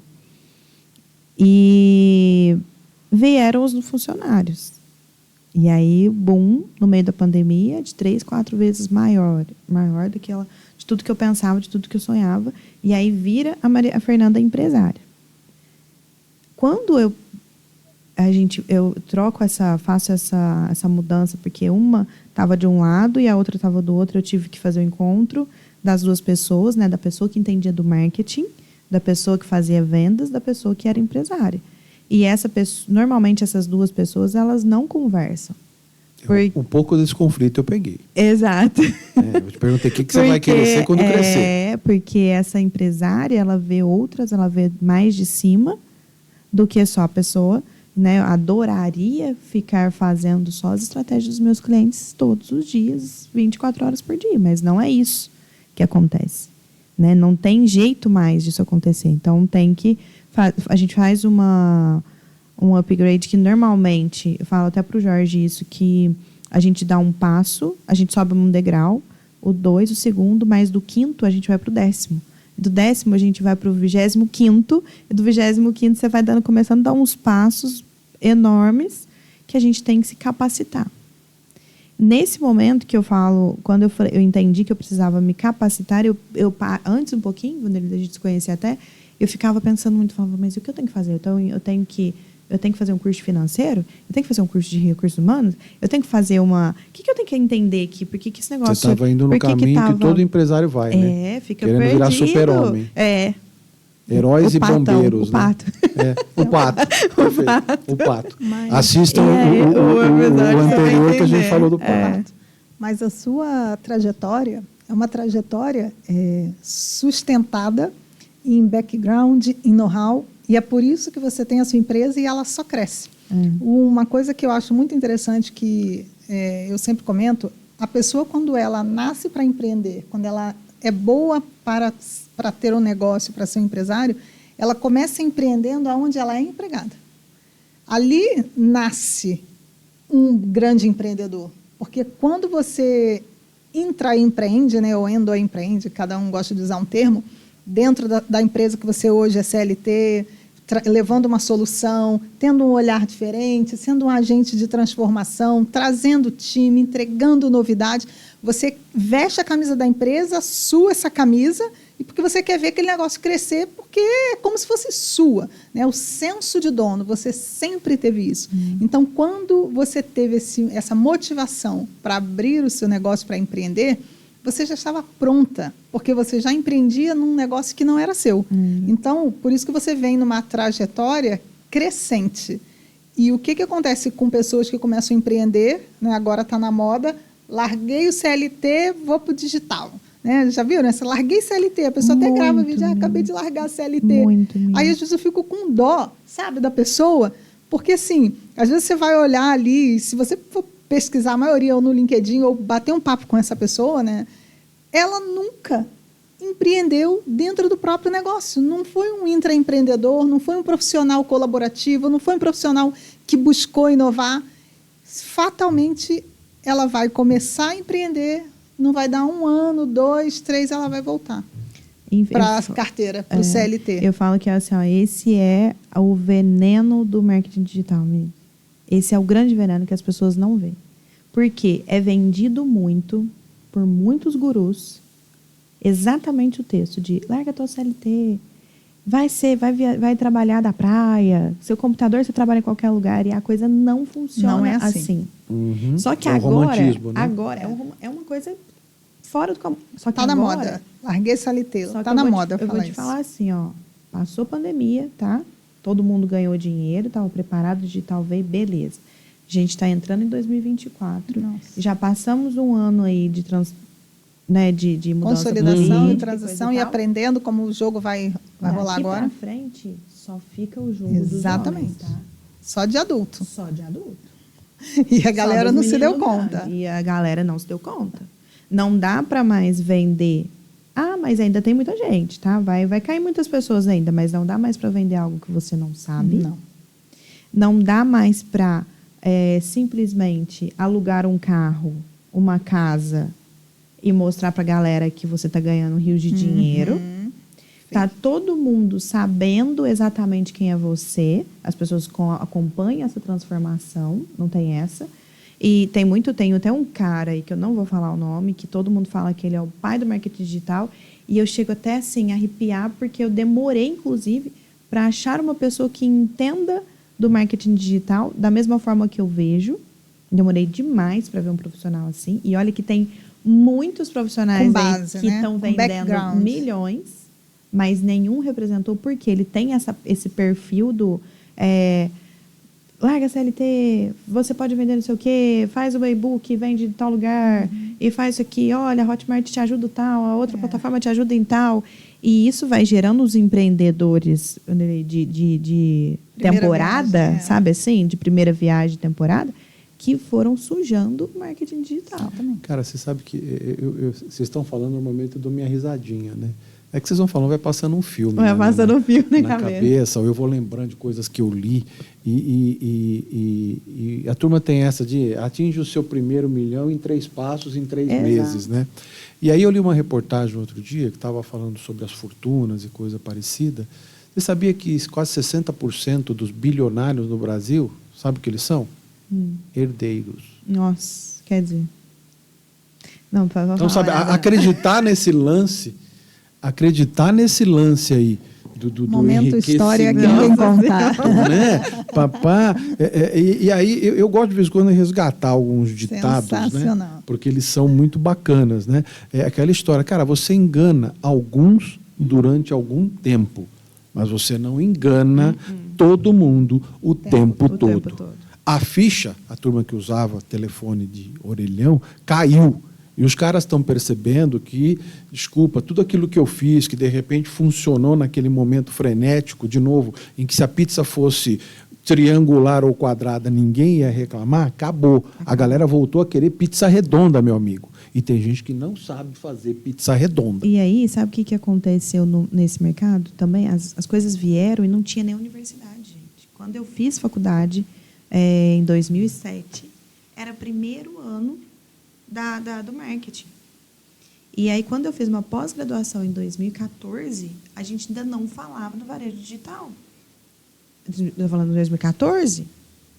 Era uma pergunta em sala de aula para os professores. O que nós vamos fazer com o físico, que daqui a pouco eu quero falar isso com a Miri. O que a gente vai fazer com o varejo físico? E aí, tá aí, borbulhando de problema, e ninguém sabia responder. E você viu que quando eu falei do empreendedorismo, lá no curso de enfermagem, a Mili falou que devia ter para todo mundo. Pegar o gancho na fala dela, que foi extremamente inteligente. Na verdade, a gente deveria começar a pensar, Vanderlei, qual é a solução? Não sou candidato a nada, mas vou dar uma sugestão aqui. Vamos incluir empreendedorismo na grade das escolas? Vamos incluir educação financeira na grade das escolas, para que desde novinho eles comecem a ter mais contato com essa coisa que vai garantir a eles lá o futuro. Não, a educação financeira, o empreendedorismo, aquela disciplina que você não teve lá na faculdade e que te fez tanta falta.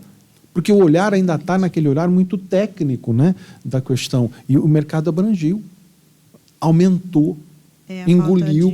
E é falta de visão mesmo ali no meio do contexto, né, Vanderlei? E as pessoas acham que simplesmente é isso, assim. Escuta, a Miri está muito de boa aqui. Vamos virar o canhão pro lado de lá? Não, Vamos não tô, falar não, para tô ela. interessada. Eu acho que, assim, ó, só da questão do empreendedorismo digital, infelizmente, a gente tem alguns problemas que eu acredito muito que, por tendência, por naturalidade, assim, vai ser o mundo vai expelir. O mercado vai expelir, tenho certeza.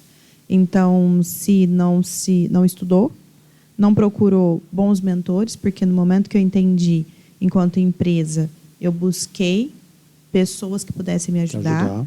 Né? E hoje, depois veio você, veio a Miriam, eu falo muito que a gente precisa de mentores. Isso é algo que, quando eu escutei isso, né, eu escutei isso de uma pessoa que tem milhões de seguidores, que para mim é um mentor espiritual.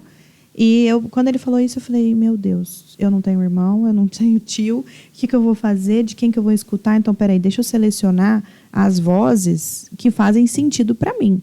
Então, que tipo de voz que eu vou selecionar? Então, eu vou selecionar uma Luiz Helena Trajano, vou selecionar um Flávio Augusto, vou selecionar um Joel J. Não, por que você vai selecionar o Joel J? Não, porque faz sentido, para mim, ter a mente, o corpo e o espírito em conjunto. Que é uma das coisas que eu também quero que a gente fale aqui no Connect, muito isso. E aí, escutei esse mentor espiritual, que ele nem me conhece assim, nem imagina. Mas o que ele fala tem uma voz muito forte para mim, muito, muito na minha vida. E quando ele me disse, você precisa de mentores, porque você precisa escutar vozes maiores, com mais experiência e coisa e tal, eu deixei que aquilo, falei assim, não, então realmente eu preciso. E aí eu te conheci, e aquilo, para mim, eu falei, nossa, esse é o mentor. Entendi, obrigada. E aí depois eu conheci a Mili, e isso vem como uma... Porque o empresário, sem o mentor, e algo também que também escutei na minha vida, que faz muito sentido, que a gente, independente da idade que a gente tiver, a gente precisa ter pessoas do lado que digam não para a gente. É importante. E quando eu escutei isso... Não vou nem falar nada. E quando eu escutei isso, eu falei, meu Deus, ninguém fala não para mim. E eu falei, então eu faço... Porque minha mãe, eu sou... né, hoje minha mãe dela é mais uma parceira, minhas mães, né, do que... Então, se eu falo, mãe, é isso, ela só vai falar para mim, você tem certeza? Eu falo, tenho. Mas que certeza que eu tenho? Não tinha nada, né? Então, ela estava com um instinto muito forte com relação àquilo, né? Então, quando vem o mentor, e aí eu pergunto, é isso? E aí ele fala, não, sim, você está certa, você tem a visão certa. Não, olha, eu acho... Não, mas aí o Vanderlei, não, fica bravo comigo. Não, mas você está na sua cabeça, é isso? Não, tá, Vanderlei, então tudo bem, você está falando, é isso. É totalmente diferente. É totalmente diferente, porque aí eu dou passos em que eu sei que eu estou paramentada e que tem algo que aqui do lado que eu não escutei sozinha, ou que aquilo...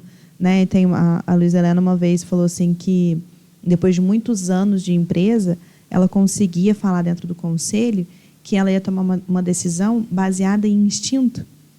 Mas ela já era a Luiz Helena, né, presidente do conselho.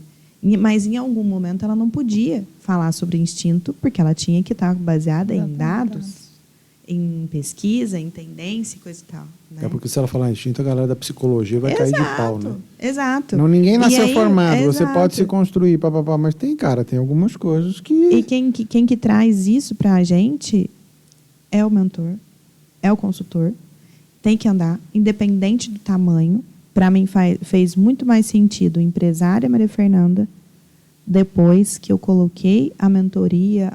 Mentor, a gente vai explicar essas diferenças, essa voz, esse caminho que a gente segue, mas depois que eu coloquei a consultoria dentro da Plim, para a Maria Fernanda, fez toda a diferença. E é o princípio da evolução. Cutuquei exatamente por causa isso, disso. né? Que história bonita, que exemplo para a gente dentro dessa discussão aqui de consultoria, do empreendedorismo, do momento que a gente está vivendo. É bonito de ver. Por quê? Porque você nunca mirou, entendeu? A estratosfera. Mirou para o alto e estou construindo, né, a minha chegada até lá, porque senão eu vou chegar na estratosfera e vou ficar sem ar. Simples assim, né? Verdade. Então, muito bacana, base, parabéns. Né? Então, você é uma verdade, não veio do nada.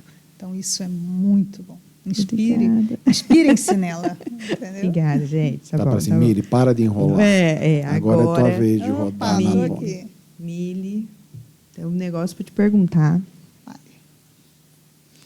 A gente está falando do digital, que está borbulhando. Todo mundo querendo e-commerce, todo mundo vendendo no marketplace, todo mundo indo para para a avenida que as pessoas mais, né, hoje em dia é isso que a gente escuta, né? A avenida mais acessada do mundo é a internet, você tem que estar com presença digital, papapá.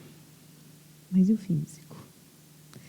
E eu queria muito que você contasse para a gente como que as empresas hoje que estão focadas no físico, não é que estão focadas, elas viveram até hoje nesse mercado, elas não estão conectadas no mundo online, elas estão vivendo do offline, estão no offline.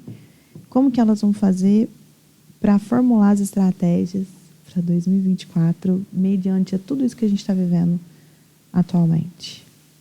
Bom, ninguém sente falta do que nunca teve. Ela pode começar olhando com o que ela tem dentro de casa, se ela sabe aonde ela quer chegar, né? Ou então, tendo um conselheiro.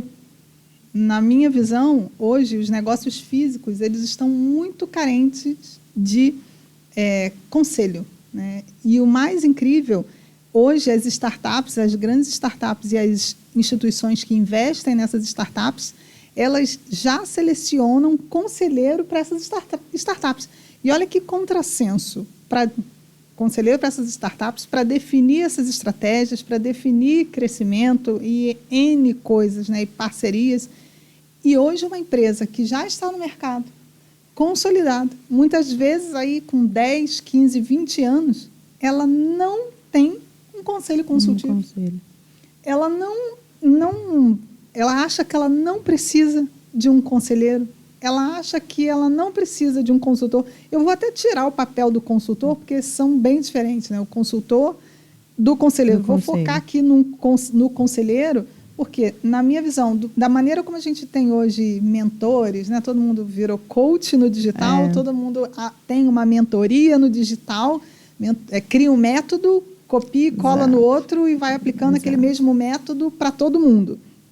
Agora, um negócio físico, você precisa ter um conselheiro e eu não tenho como replicar um modelo de uma empresa, algo que deu certo aqui na outra. Não tem Ctrl+C, Ctrl+V, não tem como copiar e colar. Então, quando a gente traz a figura, né, tira a figura de um mentor para uma empresa física, para um negócio físico, ou para uma loja, ou para um empresário ou industrial, o que seja, ele precisa de um conselheiro.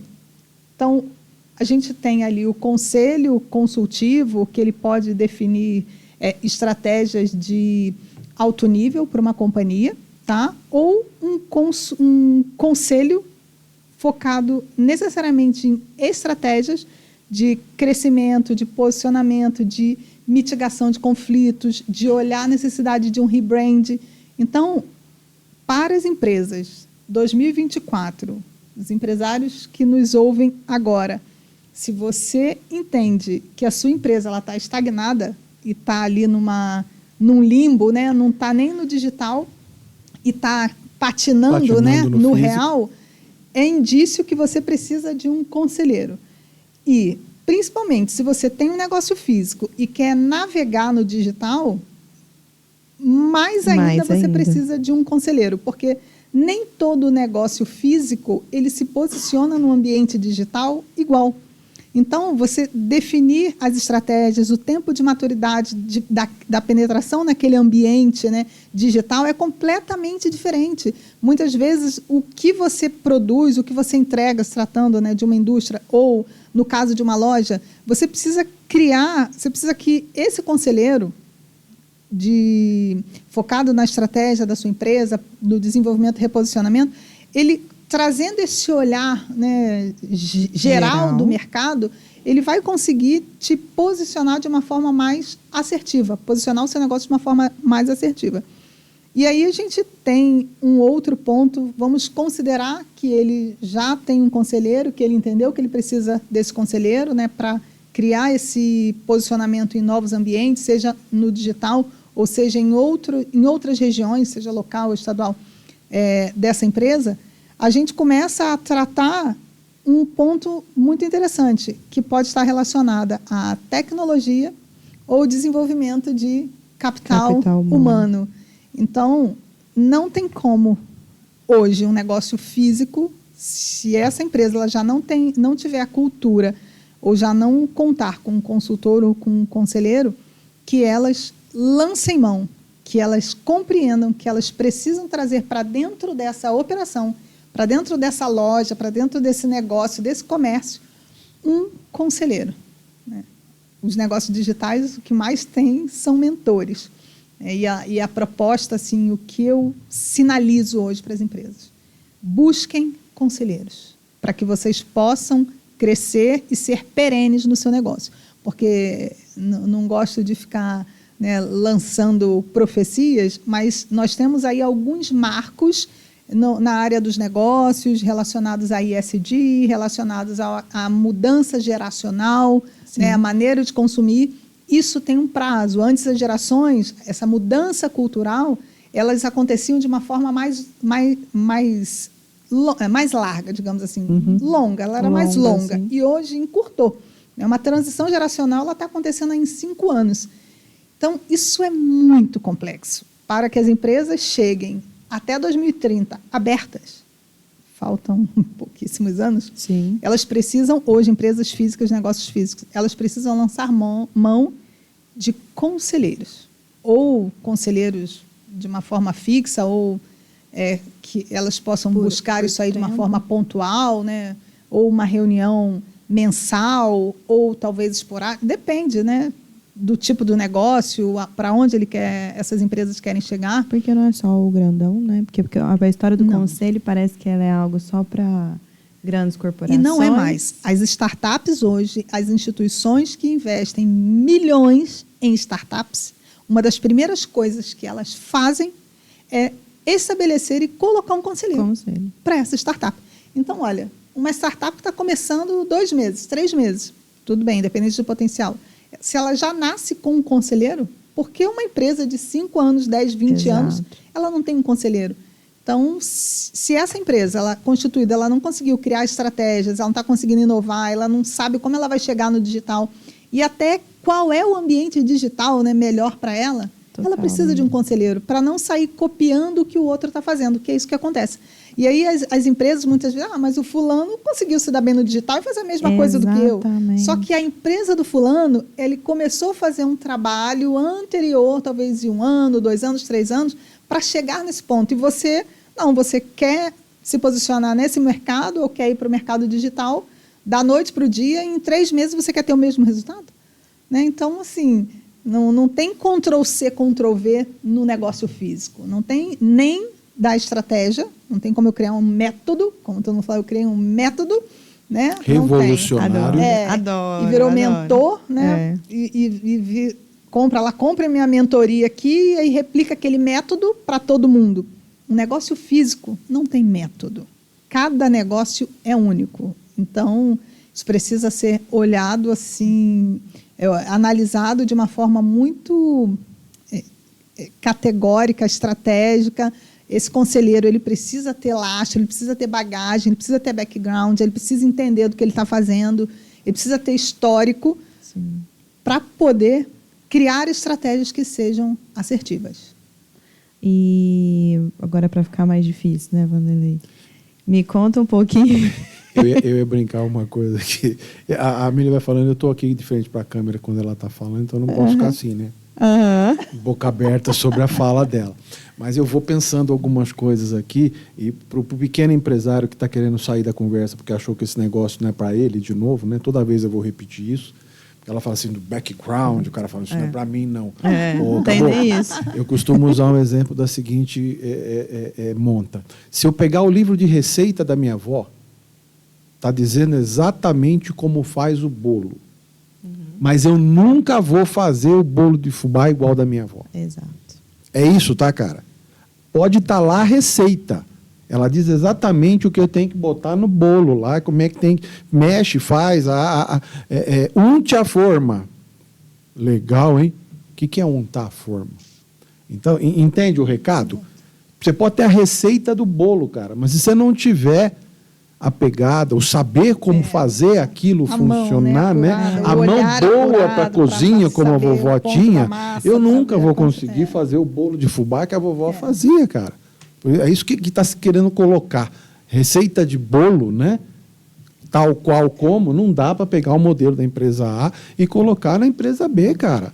Tem outras questões aí. Sabe que recentemente até uma cliente me perguntou a respeito disso, falou, Maria Fernanda, mas baseado no meu mercado, você não tem outros exemplos de empresas que dão certo já nos primeiros meses? Minha filha, não.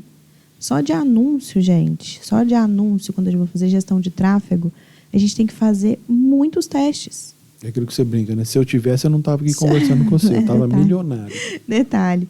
Mas, assim, quando eu não sei o que veio na cabeça das pessoas na questão do digital, que ela não é muito diferente do físico nesse sentido, Mirido, que existe um tempo, existe estratégia, existe você ter que escutar o conselho certo, escutar o seu consultor, entender daquilo do teu negócio, porque se está errado até. E eu duro que, assim, existem algumas empresas que, do nada, elas vendem muito.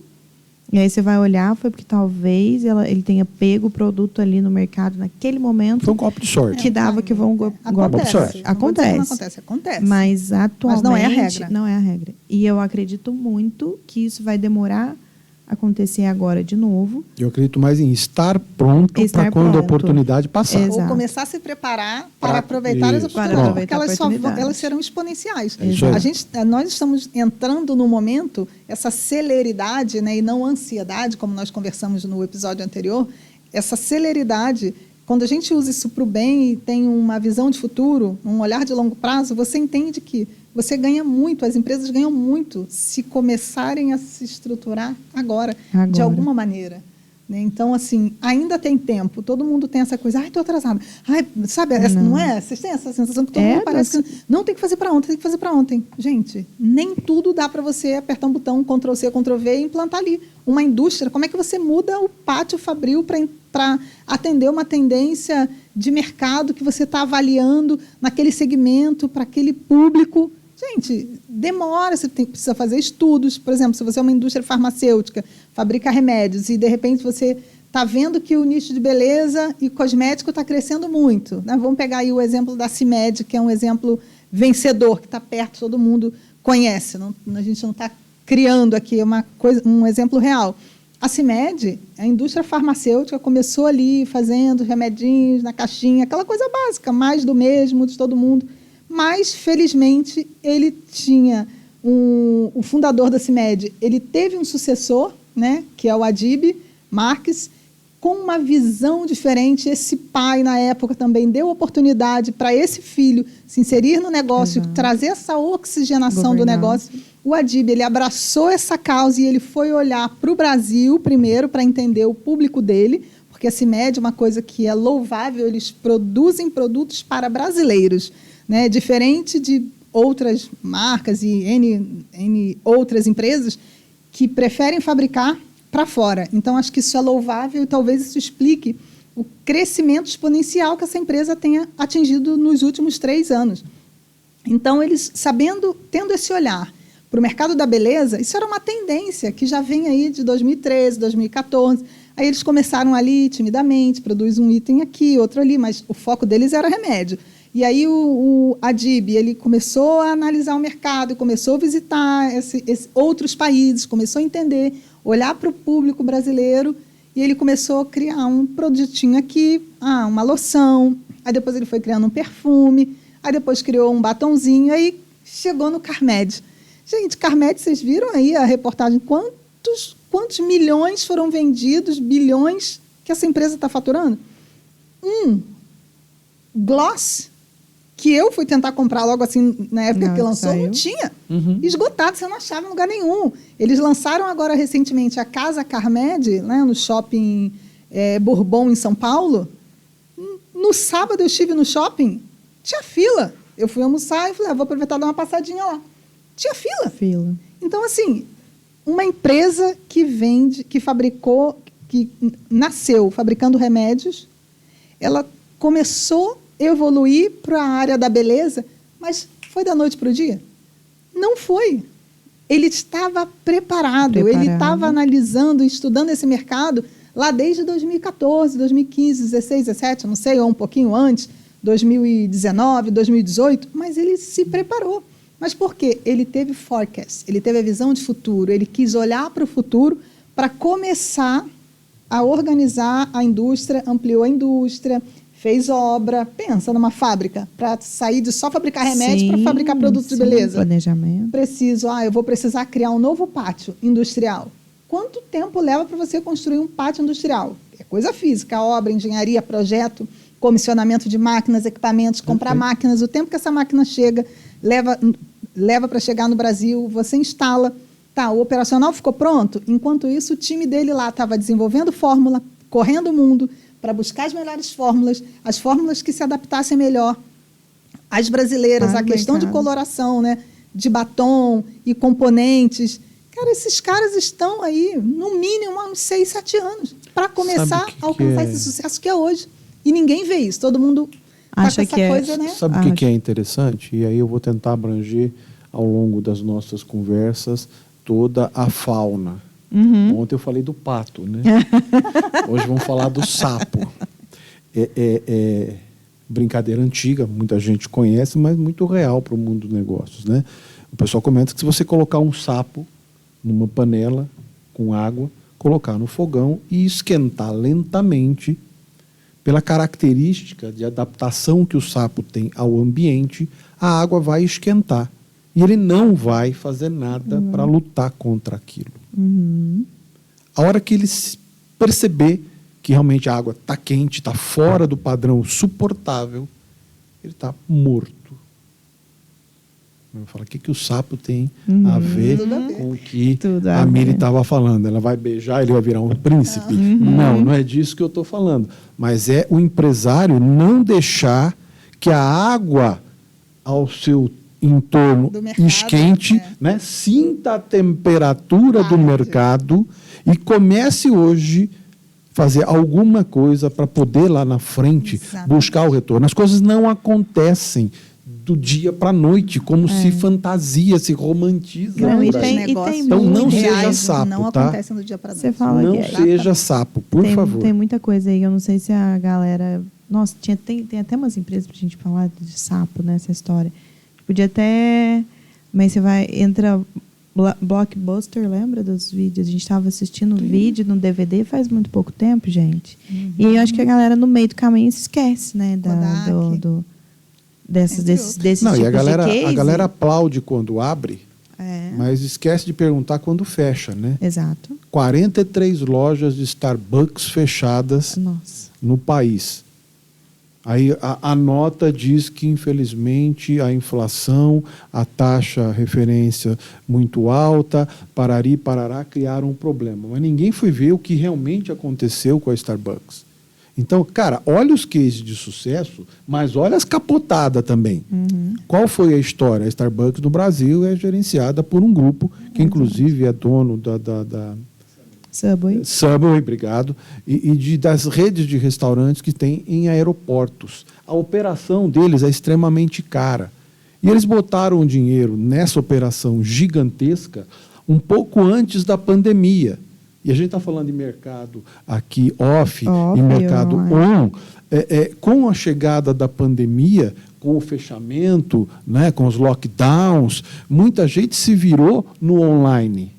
Mas ninguém comprou mais café por conta disso. Eles tiveram um problema gigantesco financeiro, porque deram, muitas vezes, o azar. Ninguém esperava a pandemia, está tudo certo. Mas dizer também que a culpa foi agora... dá um tempo. Então, analisa isso. A Starbucks sempre foi à frente. Então, ela não vendia só café, ela vendia os artigos lá, o bonezinho... o próprio ambiente. Então, se você vê todas as lojas da Starbucks, aqui em Franca, ela tem uma particularidade, Ribeirão, mas São Paulo, Grande Centro, Seul, Coreia do Sul e tal, elas são totalmente diferentes, porque elas estão prezando não só o café. O café, ele é o último do...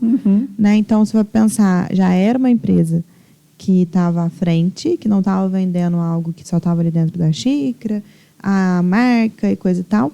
Mas vale lembrar exatamente isso, né? Que ela não é que a Starbucks marca quebrou.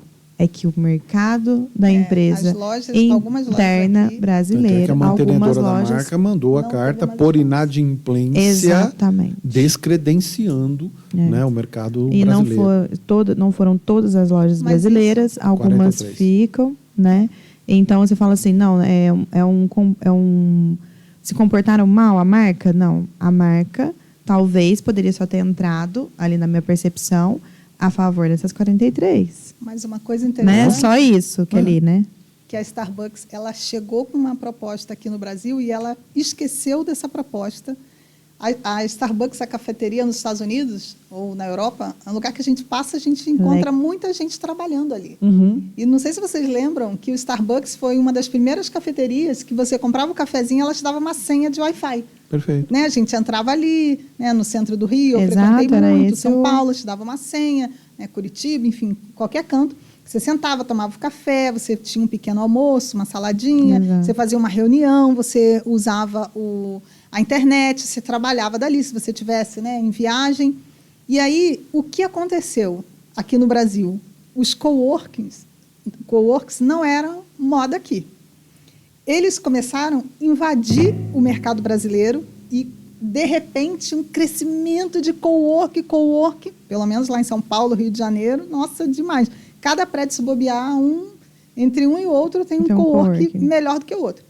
O cowork você paga barato, você tem café o dia inteiro de máquina, cappuccino, leite quente, Nescau, tudo. Sexta-feira, chopp, a partir das 3 horas da tarde, de graça a maioria dos coworks. Aí os coworks também têm parceria, e tem pãozinho, e tem balinha, e tem nhenhenhé.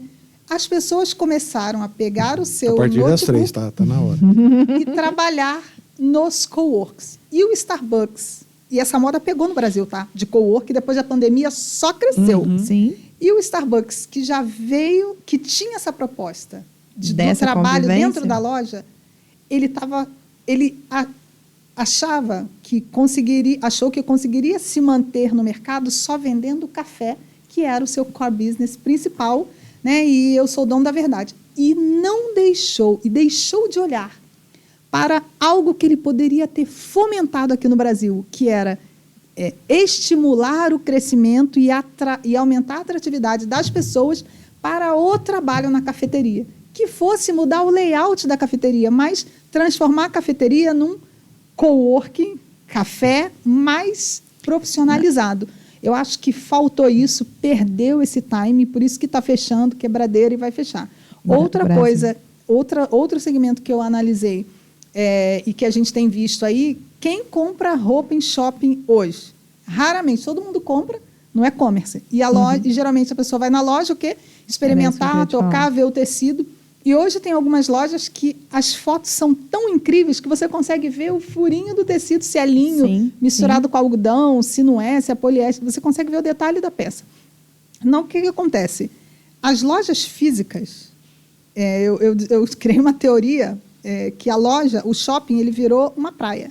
Né? A loja é a parte da areia, o cliente ele é a onda e o shopping, no geral, é o calçadão. As pessoas vão para o shopping passear, né? Elas estão ali passeando. Aí o cliente é a onda. Aí a onda entra na extensão de areia, que é a loja, e volta. Ele entra e volta. Aí anda um pouquinho, entra e volta em outra loja. E o vendedor está como dentro dessa loja?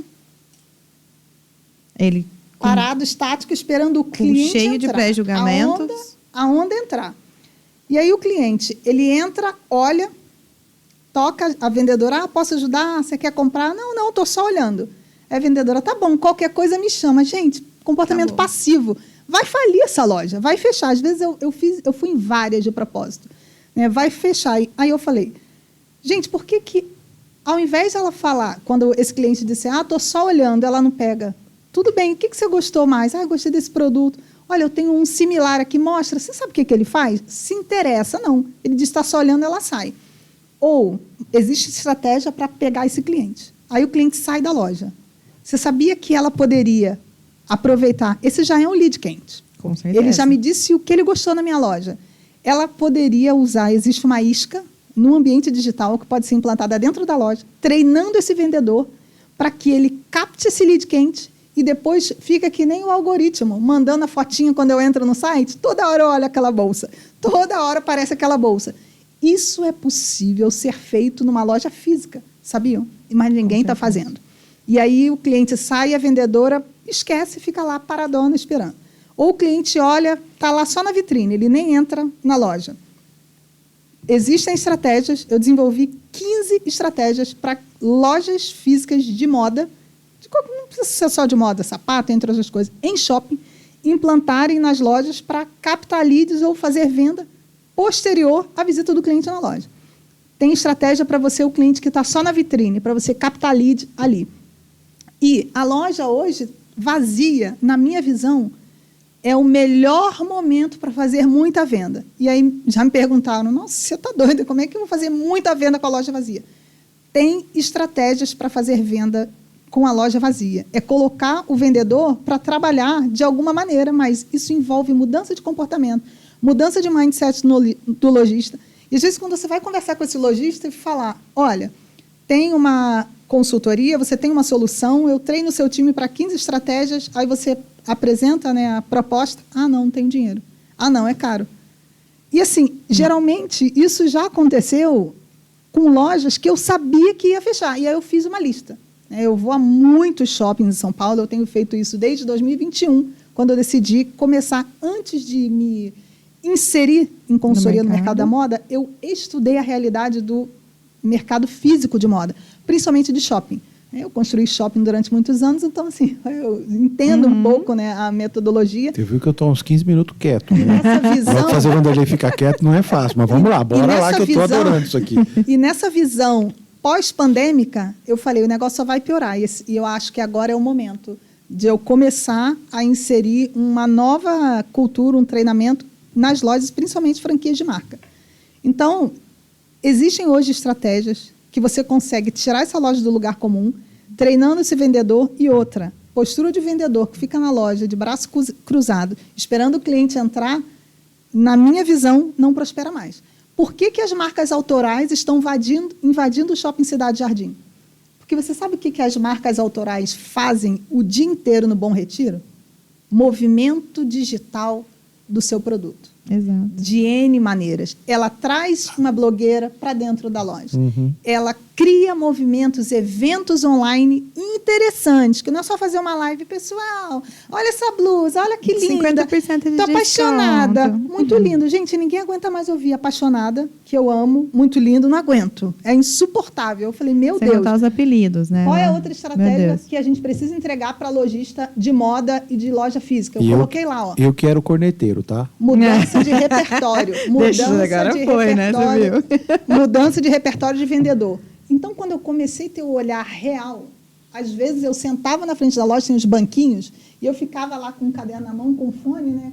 Até às vezes como se estivesse falando com alguém, mas eu só estava observando a loja. Eu fiz isso 8 meses, na pandemia. Eu trabalhava de casa, home office, consultora, faço o meu horário, e eu já queria me inserir no mercado da moda. Precisava eu vou estudar. lá olhar o que está acontecendo lá, o que eu vou entregar, porque eu não quero chegar falando balela e nem ficar vendendo sonho. Eu quero entregar uma solução que resolva. Então, eu entendi que eu preciso mudar o comportamento do vendedor, o mindset. Eu precisava entregar para esse lojista estratégias para fazer venda depois que o cliente entrava na loja. Que estratégia era essa? E aí eu comecei. Aí eu fui colocando, e a marca? E o institucional? Eu fui olhar o institucional, eu fui olhar a página de relação com investidores. Eu falei assim, gente, que página péssima, que página não comunica nada. Eu fui colocando ali. Como é que eu vendo com estratégia de relação com investidores, página institucional, como eu vendo o cliente que entra na loja e não compra, como eu vendo para o cliente que só olha a vitrine, como o vendedor faz loja sem o cliente na loja, qual é o time, do que ele precisa. Eu cheguei em 15. E se a gente tivesse olhado mais, né, eu tivesse ficado, seriam inúmeras. Mas, assim, eu vou enxugar para essas 15, porque esse é um problema, é o nevrálgico, entendeu? Então, assim, a gente precisa de uma mudança de cultura urgente para lojas posicionadas em shopping. Ou seja, porque senão vai fechar como Starbucks e como N outras. E o shopping vai virar, sabe o quê? Lugar de comida. Comida Você vai no shopping, e só tem parquinho, restaurante. qualquer coisa. E parque. Só Se eu entretenimento. pegar o gancho na tua fala e na fala da Fernanda, eu acabei de endossar a minha fala. Porque tanto lá no on como aqui no off, capital humano. Total, Vanderlei. Total. Tudo que você falou, eu vejo Está muita tudo condição de conectado. aplicar tecnologia, está tudo certo, mas a ação do vendedor, a tomada de decisão, a tomada de do negócio. caminhos, Exatamente. pessoas. E aí, capital a humano. galera que vê, por exemplo, o gestor, o proprietário que vê a loja dele física ruindo, ele acha que a solução é ir para o online. E não Sim. Achando que ele não vai precisar de vendedoras, Não vai precisar porque de ele gente. não vai precisar de gente, porque é online. Tem vários Ele assistiu cases, no dá pra videozinho a gente... plataforma Exato, da Amazon lá com o entendeu? robozinho e tal. Tem gente aqui em Franca, por exemplo, que montou equipes de vendas grande, humana ali, não é robozinho, tá? Que atende no WhatsApp, faz venda pelo WhatsApp, o cara vende muito, é uma loja online e ele não faz anúncio para conversão, que é o anúncio mais caro. Ele quer que as pessoas cheguem na loja dele e ele faz o atendimento via WhatsApp e as meninas vendem. Uhum. Ele humanizou, não robotizou, ele humanizou. Você entendeu? Treinou essas vendedoras. Chegou ali, o gasto dele está no capital humano, porque ele treinou as meninas para vender, então chegou no WhatsApp, elas têm que vender. Você sabe quem fez isso? E é online. O shopping que fez isso. Eu tenho estudado muito os shoppings, né? E o movimento de uma possível virtualização dos shoppings, como já até começaram a falar, e o conflito que isso não prosperou é porque cada lojista ele tem um sistema e eles não conseguiram Exato. integrar. Isso aí Uhum. foi uma coisa que atrapalhou. Mas, quando você pega o Shopping Cidade Jardim, tem sido, para mim, um grande case. Eu tenho acompanhado cada passo que o shopping tem dado. Eles criaram uma área e criaram um personal shopper. Você entra na plataforma do shopping, você tem uma personal shopper para te atender. Uma pessoa que te orienta, que humaniza, que te ajuda, ela pega a roupa na loja, se precisar, ela vai lá, tira foto, ela filma, ela separa para você. E hoje tem as bag fashions. Se for o caso, manda para sua casa. E aí pensa, o lojista, que tem ali uma marca, uma franquia, ele não humanizou o atendimento dele, ele não inovou, não adianta só mandar uma bag, né, do nada. Não, você precisa ter esse lead quente. Qual você que precisa era ter esse o relacionamento, tamanho, essa pessoa o que ela nutrindo gosta. esse relacionamento, Sim. né, esse capital humano. Então, hoje é fundamental. E, às vezes, assim, aconteceu de lojas que eu fiquei analisando nesses 8 meses, que eu falava, essa vai fechar em 4 meses, essa aqui vai fechar em 1 ano, em X meses. E aí eu fiz uma lista em vários shoppings, tá? Tanto na Zona Sul, Zona Oeste, Zona Norte, e elas estão lá fechadas. Para quem gosta de terceirizar a culpa, todas essas lojas fecharam por culpa da Mili. Ela rogou praga, Não. Zeca Pimenteira. Não é isso não, pelo contrário, eu fui avaliar porque eu precisava validar se o que eu estava desenvolvendo, eu estava certa na minha visão, porque quando eu comecei a fazer a consultoria para a indústria petroquímica, nuclear, energético, eu precisei validar esses cases lá quando eu era ainda CLT. Então, assim, e tanto que quando eu fui motivada a abrir a minha empresa de consultoria, né, eu fui motivada porque eu já tinha feito isso. Eu já tinha feito essas validações. Lógico. Entendeu? Então, assim, eu estava pronta porque eu já tinha vivido aquilo ali. Então, para eu dizer para uma empresa, né, para um lojista ou para uma marca, vamos fazer isso aqui, vamos treinar nesse ponto, é importante que eu tenha treinado e escaldado esse olhar. Você entendeu? Visto esse comportamento em vários, acompanhava as redes sociais dessas lojas. Nossa, o trabalho que dava, mas eu tinha tempo para fazer isso, era dona, né? Sempre fui dona do meu tempo enquanto consultora. Eu acompanhava as redes sociais, eu ia olhar o site da marca, e aí hoje, assim, a consultoria já evoluiu um pouquinho, a gente chegou na parte do ISD, e já estou no momento ali da franquia, das mudanças que serão necessárias, porque hoje você tem uma franquia, todo mundo abre loja, todo mundo abre um perfil na rede social. Está uma bagunça. Cada uma tem um nome, cada um adota, né, e não existe um procedimento que valorize essa marca. né? Porque o digital, a marca, ela é um patrimônio intangível, né? Quando você vai fazer uma avaliação do Brand Equity da marca, N coisas, elas precisam ser analisadas. Ainda não é analisado o potencial no mercado digital de N franquias dessas marcas posicionadas nesse ambiente. Mas isso vai acontecer. Está chegando. Você entendeu? Então, assim, a gente vai esperar acontecer um problema. Não só isso, acontecer um problema, eu perder uma capacidade de valorizar o meu patrimônio intangível de marca, porque tem essa bagunça, não vamos organizar antes? Então, essa visão estratégica, quando a gente traz o Starbucks, que deixou passar uma oportunidade, porque ele estava só focado em vender café, e o melhor café, né, porque é Starbucks, a mesma coisa o lojista de shopping. Ele tá só e o vendedor, né, e o franqueado, ele está só focado em entregar roupa. Ele não está preocupado em criar um relacionamento. Entendeu? É porque é prático. De estudar o mercado. Por isso que eu compro no site. Entendeu? E as lojas lá do Bom Retiro, que estão indo com muito sucesso para o Cidade Jardim, por que elas estão crescendo? Porque elas estão investindo em relacionamento. Nas redes sociais, nos eventos, com as celebridades, com as pessoas simples, com as pessoas normais, cada marca na sua camada, né? Exato. Mas elas estão ali. E é por isso que elas estão crescendo, e marcas grandes a gente tem visto aí só afundando. Mas tem solução, felizmente, pessoal. Existe um dado, Mili, só para a gente fechar aí, que 70% das marcas que existem no mercado, se fechassem, a gente não sentiria falta. E aí eu sempre falo isso para o meu cliente, de que lado que você quer estar? Dos 70% ou dos 30%? Sempre pergunto isso. Porque dos 70%, se você falar, vamos colocar dentro da cidade de Franca, que tem um monte de marca. E aí você olha, você fica assustado de pensar quem que vai ficar. Porque são 70 muito grandes que vão embora. Né? E que ninguém vai sentir falta. O que trouxe essas empresas e essas marcas até aqui não vai ser mais o que vai levá-las à perenidade desse negócio. Não é. Não adianta, não, está falando isso, porque... Não, gente, não é. A gente pode provar isso. Então... Aquele resuminho básico. Caboclo, começaram a construir a arca. O dilúvio está aí. Começa a andar em direção à arca, Caboclo, e sobe nela. Porque quem estiver fora, o dilúvio vai carregar, tá? Trocando em miúdos. Já estão construindo a arca. Vamos começar a caminhar para lá, para que quando o dilúvio vier, meu amigo, eu vou estar dentro da arca. Porque quem estiver fora vai morrer afogado. Exato. E ninguém vai precisar fazer nada, né? É só esperar. Quem está esperando, né, que o pessoal está falando assim, não, deixa eu ficar na minha aqui, que isso tudo vai passar. Não. Não vai passar.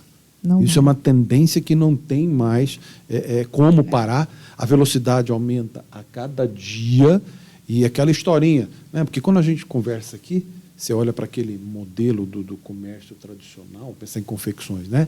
Abria a lojinha, colocava a roupinha lá dentro e cliente vinha, comprava a roupinha e estava tudo certo. Né? Salim estava feliz da vida. Perdoa, tá, gente? Nada contra, não vou criar mais uma guerra lá. Mas tudo bem, vamos lá. Não é mais esse o modelo. Não. Não dá para ficar lá esperando. E nem arrumar uma chatinha para ficar falando no Instagram, coisa parecida. Exatamente. Como disse a Mili, pula fora, cara. Vai buscar alguma coisa diferente. Exatamente. Porque imagina num mercado gigante, por que o cara vai olhar para você? Exato. Faça essa pergunta para você mesmo. Nesse mercado gigante que está aí, por que você vai comprar da Mili e não vai comprar da Fernanda e vice-versa? E não é porque a sua roupa é melhor, mais barata, e qual que seria o outro atributo mínimo, básico, que a galera fala, mas eu faço a camiseta mais tecnológica. Não, se você faz a melhor, é obrigação sua. O que mais? Eu entrego rápido, obrigação sua. Você faz a camiseta mais tecnológica, alguém acredita que ele vende 3% lá na loja online de não sei de quem. As pessoas compram relacionamento, é uma coisa que, identificação. Exato. Não tem mais como. Ou ele só vende preço, vai ter que vender muito, vender barato, né? Ficar refém aí das plataformas que ficam ali boicotando, sabotando o seu preço. Agora, quando você cria um relacionamento com a sua marca, com o seu cliente, você pode colocar o preço que você quiser. Eu estava lendo, só rapidinho, acho que foi ontem, anteontem, um case da Prada. Eles estavam num momento de mercado meio ruim, né? A marca vinha assim meio que patinando, e eles contrataram um time novo para dar um refresh na marca. Não foi um rebrand, foi um refresh na estratégia total. de posicionamento. Até o design é jovem, Aumentaram o tamanho do logo, acabaram com todas as promoções, colocaram roupas em pessoas que inspiravam pessoas. Gente, tá aí o resultado. A marca está estourando, estourou de vender, mudou o cenário. Ela não mudou a roupa, ela fez usou estratégias, ela olhou, teve um olhar diferente, que não era a promoção que ia fazer vender, ela está vendendo mais com o preço cheio. Tem explicação? Então, assim, ela trabalhou no desejo. Ela fez aquilo ser desejável. A marca, ela teve interesse. Estamos falando da Prada. Da Prada. Entendeu? Ela foi olhar, ela trouxe um consultor, ela teve um olhar de fora, ela aceitou essa mudança, entendeu? E deixou isso acontecer e levou, e isso alterou a situação e transformou no que ela está hoje. E aí, uma marca aqui brasileira acha que só porque é famosa, tem 1 milhão de seguidores na rede social, acha que é dona da verdade? Gente, não é. Continua só postando foto de catálogo na rede social, vendedora lá. Posso ajudar, uma posição passiva? E os stories, assim, olha, gente, olha essa roupa. Não, só passando no produto. Não. Olha isso, nossa, você não pode perder. Tá. Enfim, nossa, dá outro episódio. Mas adorei de novo. Pela primeira vez na vida, eu fiquei cansado de ouvir. Você viu, né? Ai, desculpa. Mas não é desculpa, é maravilhoso, é muito legal olhar esses olhares diferentes, né? Instigar, então, cutucar, um cansado positivo. cutucar bom, a gente, né? E faz pensar. Às vezes o segmento de quem está nos assistindo não tem nada a ver com o marketing, não tem nada a ver com a moda, não tem nada a ver. Mas, cara, é um despertar, né? Sim. Eu acho que quando a gente conta essas histórias e elas estão aí para qualquer um ver, não precisa escutar com a gente, não. Não, pode Vão dar lá um em qualquer Googlezinho. canal olhar isso. Só, por favor, se mexa, se movimente, né? Para que você não fique aí parado nesse tempo, porque a velocidade parece que mudou. Tem gente que fala assim, parece que 24 horas hoje não dá mais tempo, parece que o tempo diminuiu, né?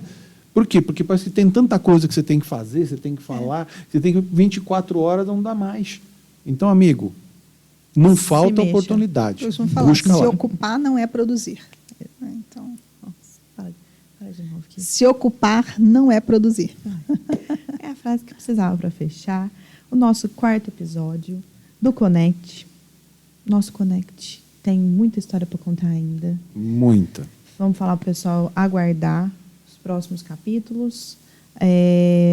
Não dá spoiler, não. Não. Deixa a turma Vou ficar quietinha. curiosa. Tá bom. Se inscrevam, não se esqueçam de ativar as notificações, de dar um like, que é importante para a gente saber se você está gostando ou de não está gostando. Comentem, mandem perguntas, mandem direct. Estamos aqui esperando pelas perguntas, Se quer uma mesa dessa haters, na empresa, coisa, né? Podem Exato. cornetar, não tem Mensagem. problema, pode não. cornetar. Pelo e-mail. E aí, como o Vanderlei falou no episódio anterior, e a gente, né, me endossou, Reforça. se você quiser que nós 3, a gente sente junto com a sua Exatamente. empresa, na sua mesa, para a gente falar de soluções, falar de problemas, falar de... Ouvir para o podcast. Né? Ouvir para essa mesa Exato, aqui conosco. ouvir para cá. Entre em contato com a gente, vamos conversar, nós vamos selecionar algumas empresas para estarem com a gente. E é importantíssimo que você engaje de alguma forma conosco para a gente Aqui só tem continuar. solução, né? Exato. Muito Só bom. tem solução. Exato. É isso aí. Muito obrigada, pessoal. Obrigado, Obrigada, pessoal. pessoal. Obrigada, viu?